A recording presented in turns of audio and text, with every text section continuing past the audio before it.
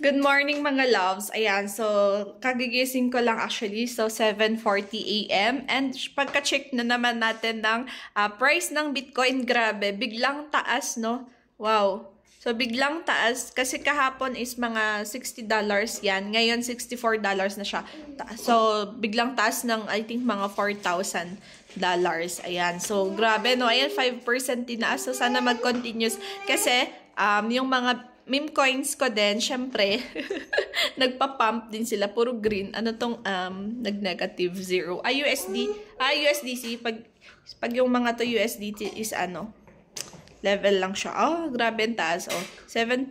Antong mga 7%. Oh, ETH. Mas malaki yung taas niya. Siguro, nagsitaasan na rin yung mga portfolio nyo. Check nyo, guys. So, oh my gosh. Sana magtuloy-tuloy yung pagtaas niya para makapag-take profits tayo. So, yung portfolio ko sa meme coins, bumabalik sa dati kong amount na investment. So, wala pa siyang kita. So, kailangan tumaas pa to bago may mag-take profit. Bago may kita pa dun.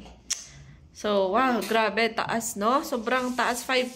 So, panalo yung mga nag-scalping ng short term. Anyway, inaaral ko din mag-scalping ng BTC. Medyo malaki-laki puhunan doon. Oh my gosh!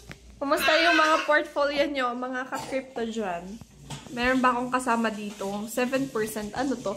Oh, Dogecoin ba to? Oh, 7% tinaas ng Dogecoin. Higher please.